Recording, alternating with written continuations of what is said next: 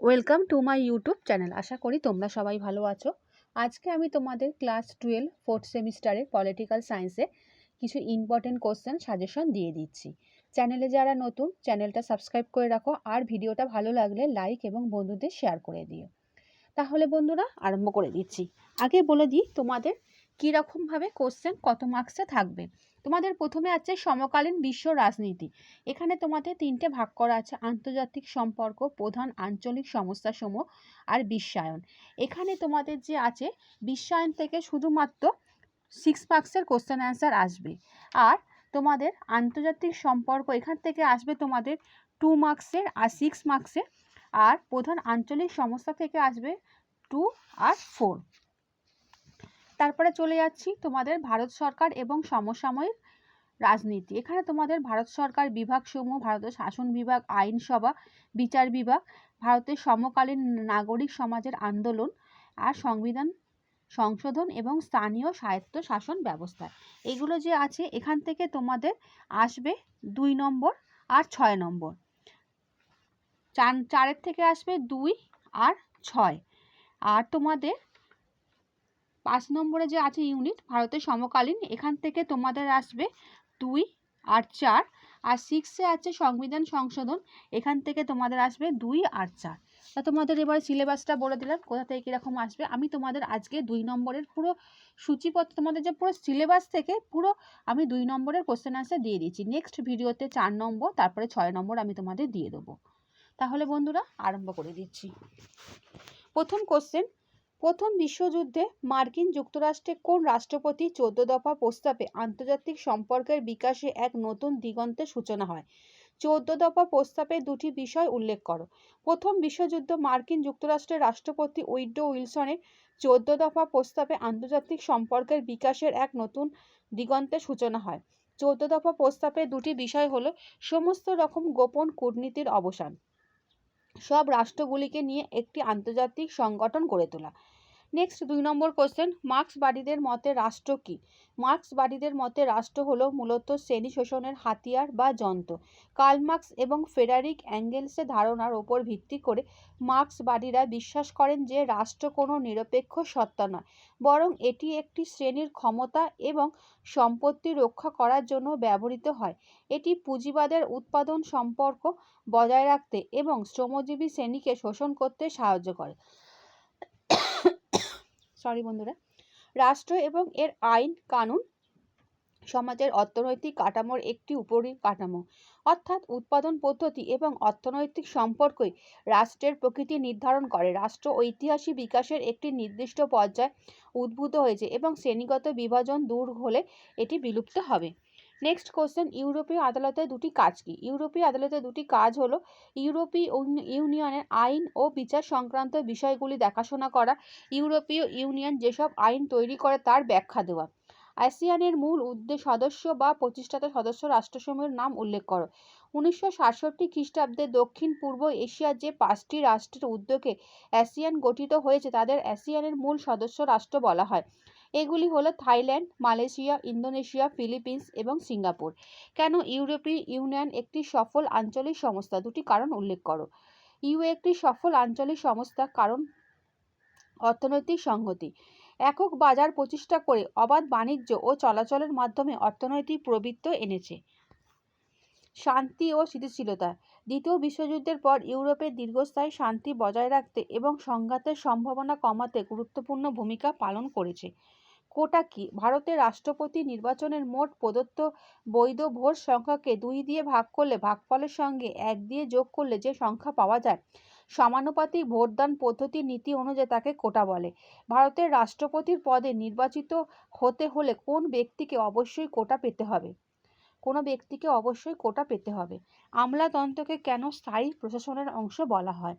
রাষ্ট্রের প্রশাসনিক কার্যে স্থায়ীভাবে নিযুক্ত কর্মচারীরা হলেন শাসন বিভাগের অরাজনৈতিক অংশ। স্থায়িত্ব হলো আমলাতন্ত্রের অন্যতম প্রধান বৈশিষ্ট্য। একটি নির্দিষ্ট বয়সসীমা পর্যন্ত আমলা বা সরকারি কর্মচারীরা স্বপদে অধিষ্ঠিত থেকে প্রশাসনিক কার্যাবলী সম্পাদন করতে পারেন। সাধারণত দুর্নীতি পরায়ণতা, অযোগ্যতা কিংবা চাকরির শর্তাবলী ভঙ্গের প্রমাণিত অভিযোগ ছাড়া তাদের পদচ্যুত করা যায় না। কোন অবস্থায় ভারতের কোনো অঙ্গরাজ্যের রাষ্ট্রপতি শাসন জারি করা হয়? ভারতের সংবিধানে 356 নম্বর ধারা অনুযায়ী কোনো রাজ্যের রাজ্যপালের প্রতিবেদনের ভিত্তিতে অথবা অন্য কোনো সূত্র থেকে পাওয়া সংবাদের ভিত্তিতে রাষ্ট্রপতি যদি নিশ্চিত বা সন্তুষ্ট হন যে রাজ্যের সংবিধান অনুযায়ী শাসন কার্য পরিচালনা করা সম্ভব নয়, তাহলে সংশ্লিষ্ট রাজ্য রাষ্ট্রপতি শাসন জারি করা হয়। ভারতীয় সংসদের স্পিকারের অবস্থান গুরুত্বপূর্ণ কেন? লোকসভার স্পিকার সংসদ কার্যপ্রণালীর মূল নিয়ন্ত্রক। তিনি আলোচনার শৃঙ্খলা বজায় রাখেন এবং সকল দলের মতামত প্রকাশের সুযোগ নিশ্চিত করেন। স্পিকার নিরপেক্ষ ভূমিকায় থেকে ভোটাভুটি পরিচালনা করেন ও বিধি অনুযায়ী সিদ্ধান্ত নেন। সাংবিধানিক দৃষ্টিকোণ থেকেও স্পিকারের পদ গুরুত্বপূর্ণ, কারণ তিনি প্রয়োজনে অস্থায়ী রাষ্ট্রপতির দায়িত্ব পালন করেন। তাই সংসদের সুষ্ঠু পরিচালনা তার অবস্থান অত্যন্ত তাৎপর্যপূর্ণ। স্বাধীন ভারতে বিভাগের প্রয়োজনীয়তা কী? স্বাধীন বিচার বিভাগ একটি গণতান্ত্রিক রাষ্ট্রের অন্যতম প্রধান স্তম্ভ। এটি সংবিধান রক্ষা করে, নাগরিকের মৌলিক অধিকার সুরক্ষিত করে এবং আইন প্রয়োগে নির্বাহী ও আইনসভাকে নিয়ন্ত্রণ রাখে। বিচার বিভাগের স্বাধীনতা না থাকলে ন্যায় বিচার ব্যাহত হয় এবং নিরপেক্ষ রায় দেয়া সম্ভব হয় না। তাই গণতন্ত্রের ভারসাম্য বজায় রাখতে ও শাসন ব্যবস্থার স্বচ্ছতা রক্ষায় স্বাধীন বিচার বিভাগ অপরিহার্য। উপভোক্তা আদালতের দুটি কাজ লেখো। উপভোক্তা আদালতের দুটি প্রধান কাজ হলো উপভোক্তা অভিযোগ নিষ্পত্তি। উপভোক্তা আদালত বিশেষভাবে প্রতিষ্ঠিত হয় উপভোক্তাদের ক্ষতিগ্রস্ত করার অভিযোগ, প্রতারণা অথবা পণ্য ও সেবার ক্ষেত্রে অসন্তোষ সম্পর্কিত মামলা দ্রুত নিষ্পত্তির জন্য। এর মাধ্যমে উপভোক্তারা বিক্রেতা বা সেবা প্রদানকারীর বিরুদ্ধে তাদের অধিকার রক্ষার যৌক্তিক ব্যবস্থা পায়। আদালত ধারাবাহিক ও নির্ভুল প্রক্রিয়ায় বিরোধ মেটানোর কাজ করে এবং দ্রুত বিচার নিশ্চিত করে। উপভোক্তা অধিকার সংরক্ষণ ও সচেতনতা বৃদ্ধি। উপভোক্তা আদালত শুধু বিচারিক কার্যক্রমই নয়, উপভোক্তাদের অধিকার সম্পর্কে সচেতনতা বৃদ্ধিতেও কাজ করে। এই উপভোক্তাদের সঠিক তথ্য প্রদান এবং তাদের অধিকার সম্পর্কে জানিয়ে শোষণ থেকে রক্ষা করতে সাহায্য করে। এছাড়া বিরোধ নিষ্পত্তিতে সহায়তা প্রদানের মাধ্যমে ভোক্তাদের প্রতি সম্মান ও ন্যায় প্রতিষ্ঠিত করে। চিপকো আন্দোলনকে কেন একটি নারী আন্দোলন বলে আখ্যা দেওয়া হয়? চিপকো আন্দোলনের প্রথম সারিতে ছিলেন গ্রামীণ মহিলারা। উত্তরাখণ্ডের চামোলি জেলার রেনি গ্রামে গৌরা দেবীর নেতৃত্বে এই আন্দোলন গড়ে ওঠে। গ্রামীণ মহিলারা যেভাবে একজোট হয়ে গাছকে আঁকড়ে ধরে ঠিকাদার বাহিনীর গাছ কাটা রুখে দিতে পেরেছিল, তাতে চিপকো আন্দোলন পরিবেশগত আন্দোলনের পাশাপাশি একটি নারী আন্দোলন পরিণত হয়। চিপকো আন্দোলনের দুটি বৈশিষ্ট্য লেখো। চিপকো আন্দোলনের দুটি বৈশিষ্ট্য হলো মহিলাদের সক্রিয় নেতৃত্ব। চিপকো আন্দোলনের প্রধান বৈশিষ্ট্য হলো স্থানীয় অধিবাসী হিসাবে গ্রামীণ মহিলাদের একজোট করে এগিয়ে আসা এবং আন্দোলনের প্রথম সারিতে থেকে সক্রিয় নেতৃত্ব দেওয়া। অহিংস প্রতিরোধের শান্তিপূর্ণ আন্দোলন। চিপকো আন্দোলনকে অহিংস প্রতিরোধের এক শান্তিপূর্ণ আন্দোলন বলা হয়। চিপকো আন্দোলন দেখায় যে ঠিকাদার বাহিনীর গাছ কাটা রুখতে সম্পূর্ণ অহিংস প্রতিরোধে গাছকে জড়িয়ে ধরে শান্তিপূর্ণ কৌশল অবলম্বন করে সফল আন্দোলন গড়ে তোলা হয়। নর্মদা বাঁচাও আন্দোলনের নেতৃত্ব কে দিয়েছিলেন এবং কেন? নর্মদা বাঁচাও আন্দোলনের নেতৃত্ব দেন মেধা পাটেকার।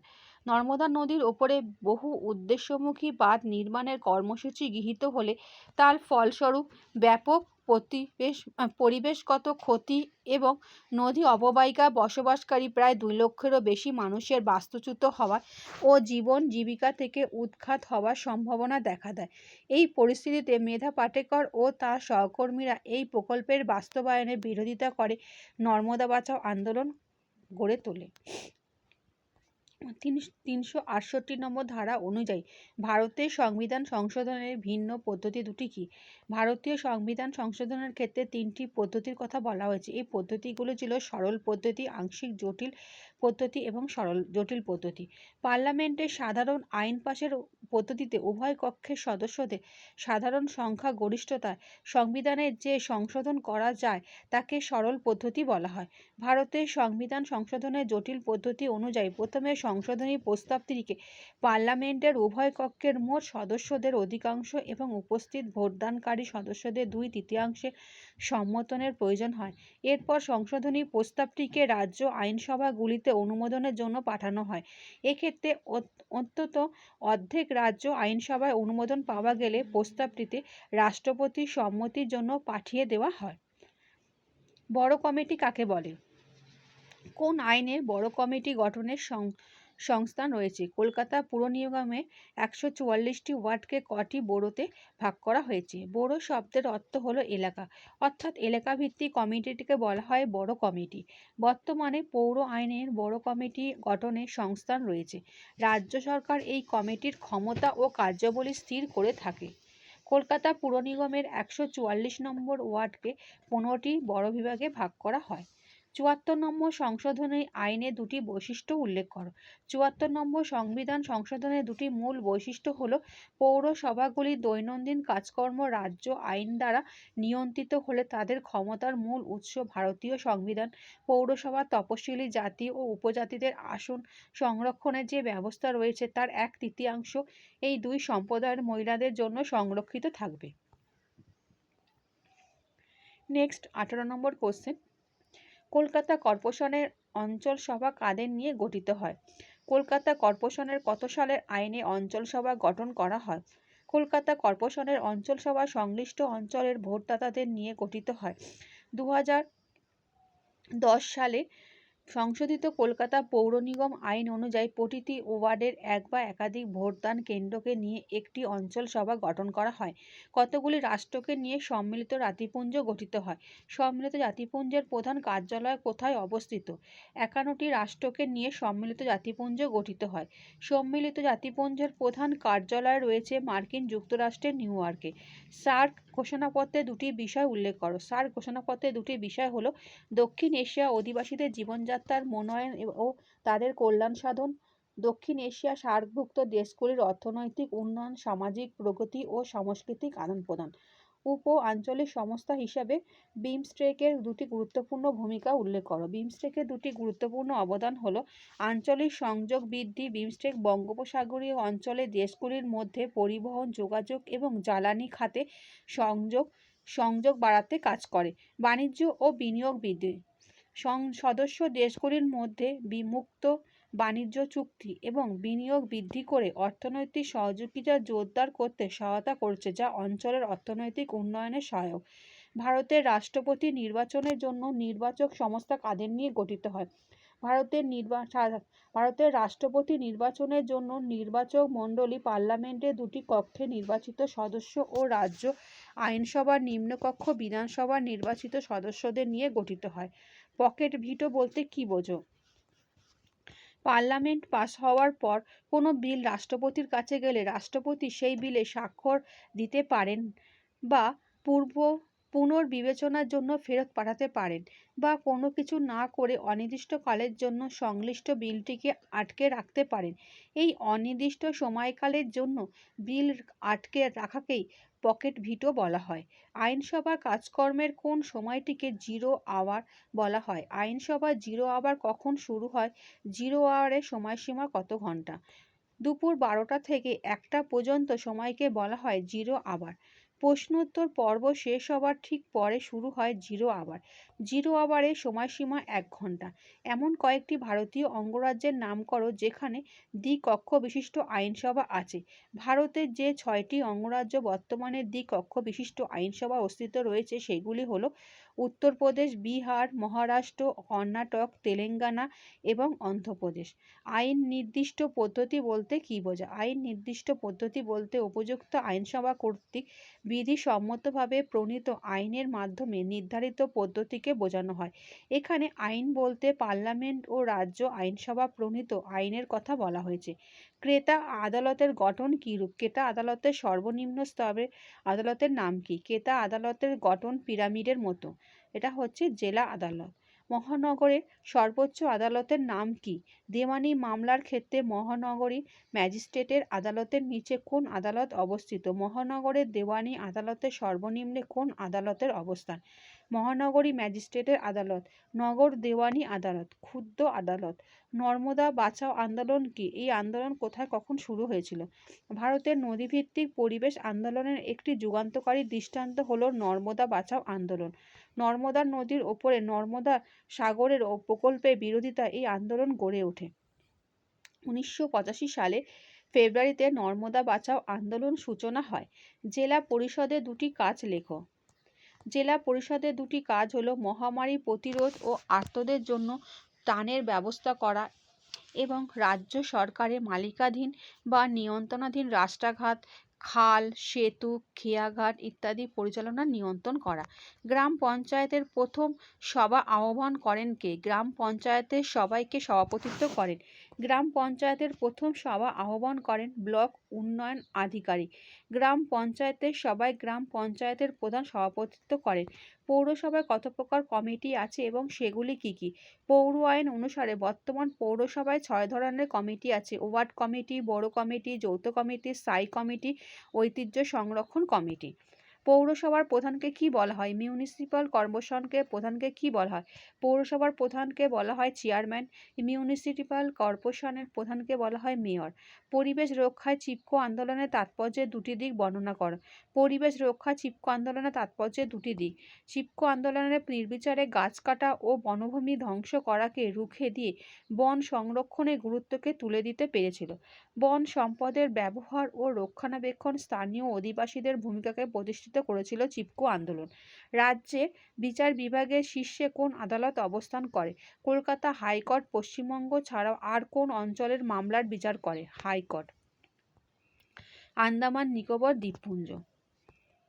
আচ্ছা বন্ধুরা, আশা করি তোমাদের আজকে যে 2 নম্বরের কোশ্চেন অ্যান্সার দিলাম বুঝতে পেরেছো। নেক্সট ভিডিওতে আমি তোমাদের পুরো সিলেবাস থেকে 4 নম্বর তারপরে 6 নম্বর আমি কোশ্চেন অ্যান্সার সাজেশন দিয়ে দেবো।